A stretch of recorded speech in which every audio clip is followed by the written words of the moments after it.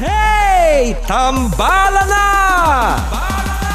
At eto na sila, ang nag-iisang masugid na tagahanga ni Nicole Yala.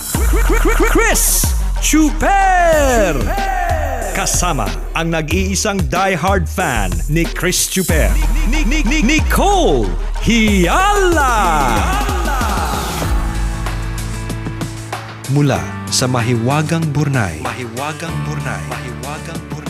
ang kwento.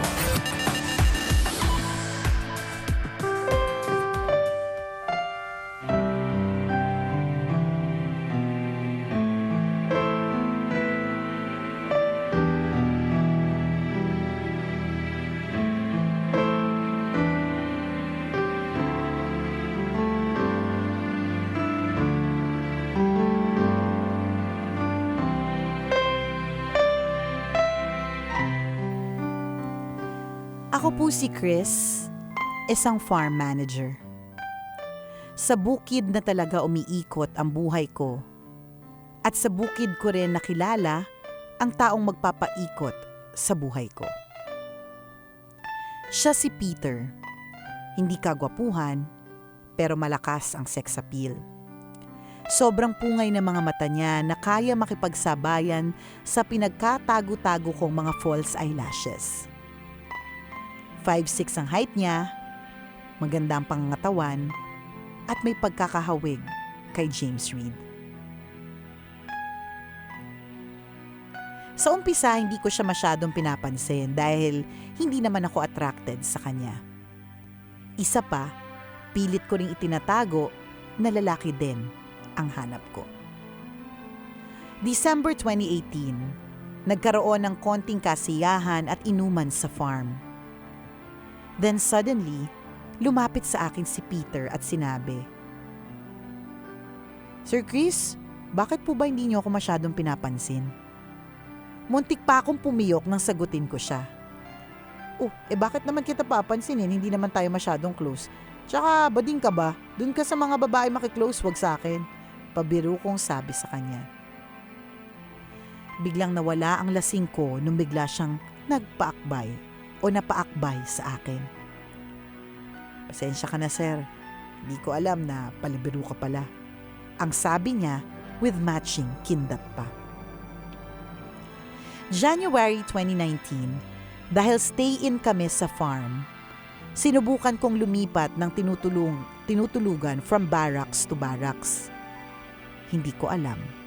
Napalipat ako sa barracks kung saan din natutulog si Peter. Ayan Yes. na. Barracks to barracks, ha? Peter, sinusundan mo ba ako? Dito ako matutulog ngayon pero huwag mong isipin na close tayo. Ang banat ko kay Peter. "Ikaw po yata sumusunod, sir. Tagal ko na po nakapwesto dito. Gusto nyo, lilipat na lang po ako." Ang sagot ni Peter. "Hindi. Okay lang." Lalaki ko na. "Diyan ka na matutulog. Basta, wag mo akong gagapangin. Sisipain." Ang sabi ko kay Peter. Sa mga unang linggo, nagkakailangan pa kami ni Peter. Pero hindi nagtagal, naging okay naman ang pagsasama namin sa iisang kwarto at iisang higaan. February 2019. Habang natutulog, ayan na. Ay naramdaman ko na lang na may gumagapang sa akin. Hindi ipis, kundi mga kamay ni Peter. Nakaw! Doon ko na siya nabuking na pumapatol pala siya. Doon din niya ako nabuking dahil hindi naman ako pumalag. Nung gabing yun ay parehas kaming nakatulog na may ngiti sa labi. Napakatahimik ng gabi. Butiki lang ang maririnig mong tumatasat-tasat sa mga nangyari. Mula sa kisame ay parang karma na nahulog ang butike, kasabay ng unti-unti kong pagkahulog sa maskuladong si Peter. Yes. Pati yung butike gusto makijoin. Ilang beses na may ganap. Umiibang level kahit wala namang label. March 2019, Parang gusto ko nang magpasagasa sa kalabaw nang malaman kong may girlfriend na pala si Peter. Actually, 6 months na daw sila. Ako naman, kunwari, deadma lang. Hindi ko masyadong iniimek si Peter. Dumistansya ako ng konti para hindi niya mahalata na may isang baklang marupok na nasasaktan. Ang cute mo! Gusto kitang yakapin, girl! Pero sadyang napakakulit ni Peter. Kung anong iwas ko, siya naman itong lapit ng lapit. Lumipat na nga ako ng ibang barracks.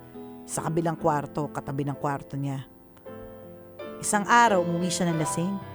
Tinatawag niya ako at gusto kong kausapin. Ano ba? Gabi na? Sabi ko kunwari.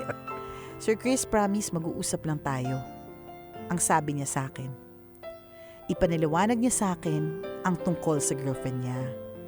Hindi daw niya agad sinabi dahil baka daw magalit ako at layuan ko siya. Ang ending, inintindi ko pa rin siya. Pero yung pangako niyang usap lang, nauwi pa rin sa bakbakan. Marupok. Napakarupok ko talaga. Singrupok na mga dayaming tuyot sa bukid. April 2019, kinausap ulit ako ni Peter na masinsinan. Inamin niyang mahal daw niya ang girlfriend niya, pero mahal din daw niya ako. Hindi daw niya kaya na mawala ang isa sa amin. Naniwala naman ako sa mga sinabi niya. Pumayag ako na maging kabit kahit nasasaktan ako at may nasasaktan kaming ibang tao. May 2019. Nagpaalam si Peter na magre-resign na daw siya sa trabaho. Tutulong daw muna siya sa bukirin ng tatay niya. Pero feeling ko, etsyos lang niya yun. Malamang, ibang bukirin ang kanyang aaruhin. Yung malago ang damo. Yung talahiban. Oo. Doon siya mag-aararo. Doon siya mag-aararo. Pumayag na rin ako. Tinanggap ko ang resignation niya.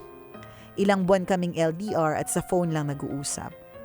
Naiwan akong butiki na lang ang kasama sa barracks. Pero October 2019, neto lang pala partner, no? Nakipagkita ulit si Peter sa akin. Sinabi niya na gusto daw niyang bumalik sa trabaho. Natuwa naman ako pero mas lalo akong natuwa nang malaman kong break na sila ng jowa niya. Sa wakas ay makakasama ko na siya ng matagal at legal. Sa relasyon namin, wala naman kaming ibang natatapakang utaw bukod sa tae ng kalabaw. Tuloy ang ligaya ni Pilar sa piling ni Pepe sa pilapil. Tuloy-tuloy ang harutan at bukingan sa bukirin. Ako po si Chris Mujer, isang tambalerina at ito ang Brokeback story ko. Brokeback. Brokeback! Ang cute mo! Cute ng kwento niyong dalawa. Ang cute mo, Chris! Eto kung baklang marupok. Natatawa ako sa mga words mo. Oo nga. So tapos yan nang araruhin yung kabilang Oo. bukid. So, Ayaw niya nang inararo niya, hindi niya type. Oo. Mas trip niya yung talahib mo. Sa kanya ka magpaararo. Diba? Ang title na Mahiwagang Burnay, araruhin mo ang talahib ko. Pang Serex. Always your number one. SM Radio Station.